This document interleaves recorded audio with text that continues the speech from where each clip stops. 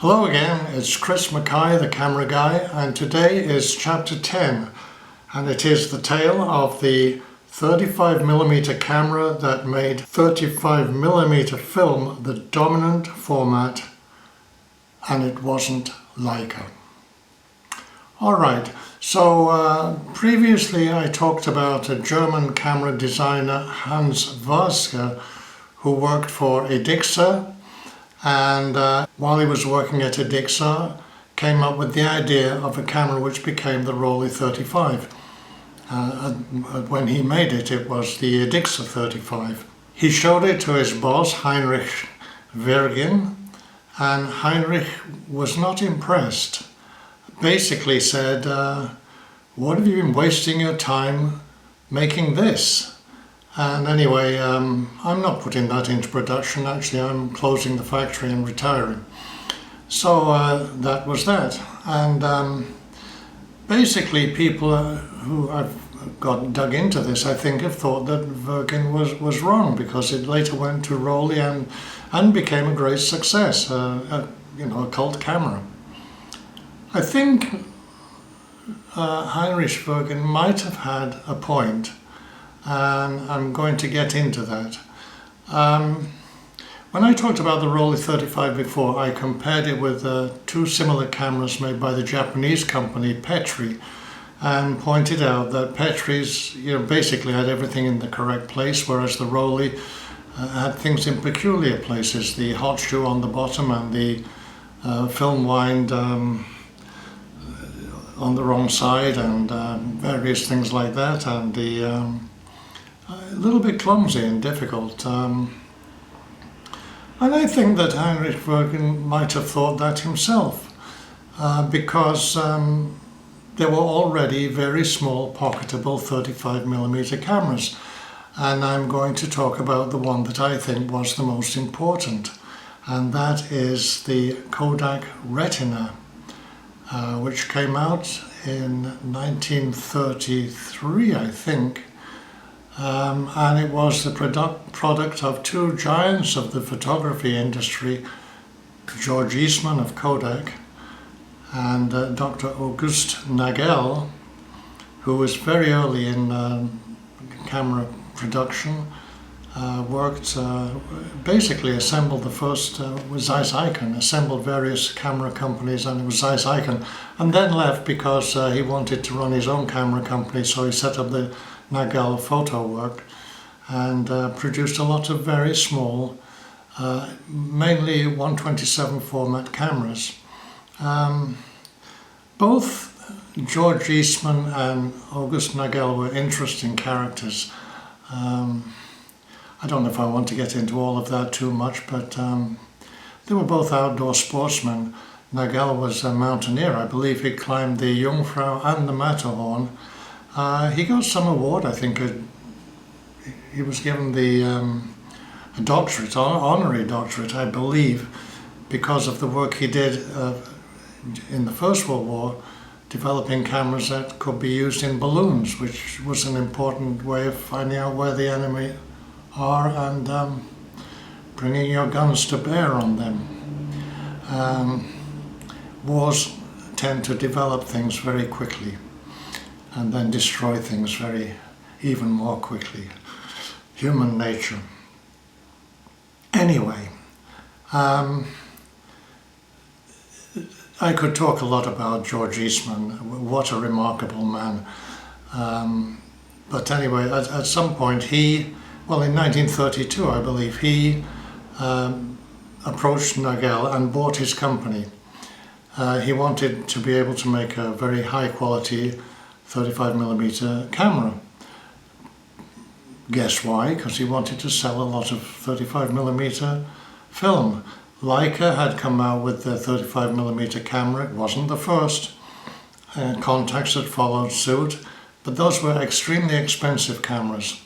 Kodak had the idea of something for everybody. That was his modus operandi. And so he came out with, he approached Nagel and they worked together for a very short time, by the way. And in 1932, George Eastman committed suicide.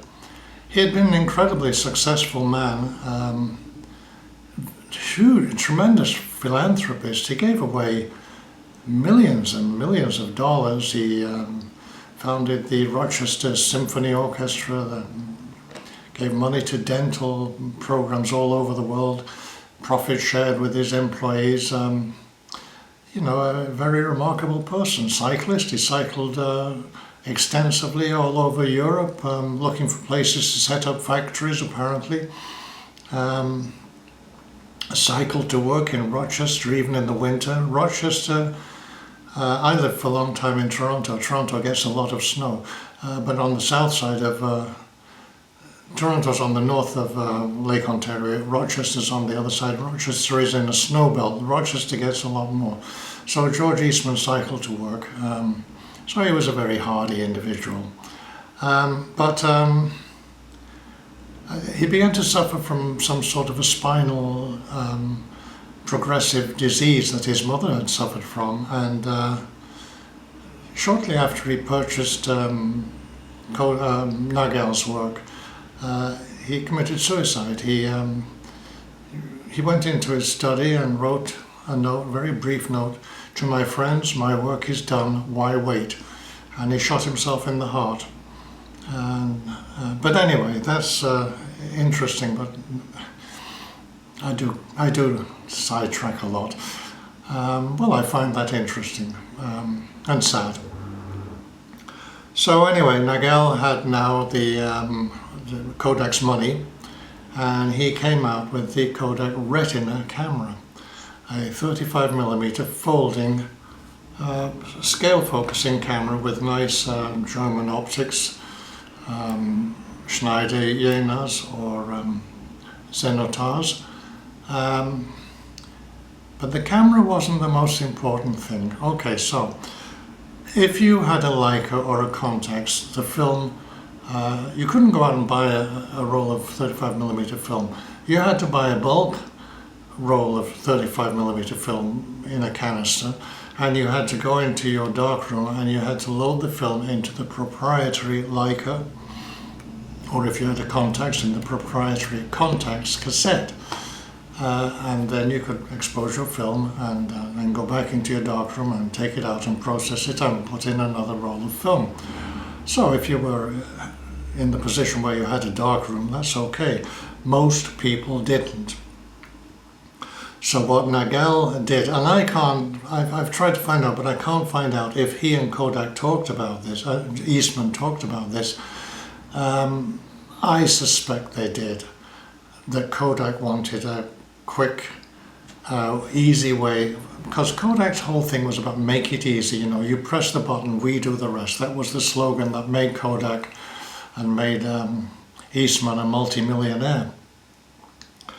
So what happened was that Nagel came up with the 35mm camera, but much more importantly, he came up with a cassette that was basically very simple. Leicas and Contaxes had lots of proprietary things to open when you put it in the camera, to open it up and close it when you wanted to take it out of the camera. Nagel just put 2 pieces of black felt and the film comes through it. That meant that you could buy the Kodak camera or the Leica or the Contax and buy Kodak film in a Kodak cassette, and you could pop it into your camera and it would work. And after that, everybody else started to make 35mm cameras that took the Kodak cassette, because that became the universal cassette, and it went on until the development of digital photography, which we have today. So,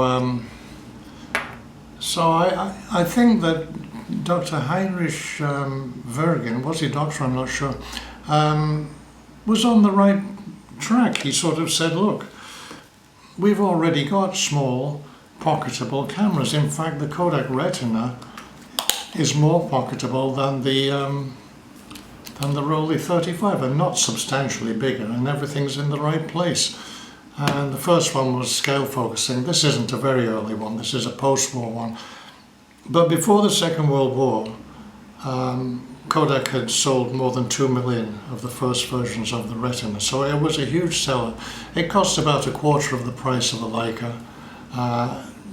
Most people who had a Leica just had a Leica with a 50mm lens. Yes, they were interchangeable, but the few people that had Leicas, I think most people just had the regular lens, and this has a 50mm lens, so that's fine. So that's the story of the what I think is the most important camera in the development of 35mm film sales, because after the Retina, everybody made 35mm cameras, which took the Eastman Kodak cassette. Okay, so that's the tale of the Kodak Retina, the camera that was well, the basis of the explosion of 35mm film camera manufacture and 35mm film sales to the benefit of Eastman Kodak. I hope you enjoyed the video, and I hope to see you again in the near future when I will be talking about the very early 35mm film cameras, and the first one was not Leica, but more of that later. Thank you for watching.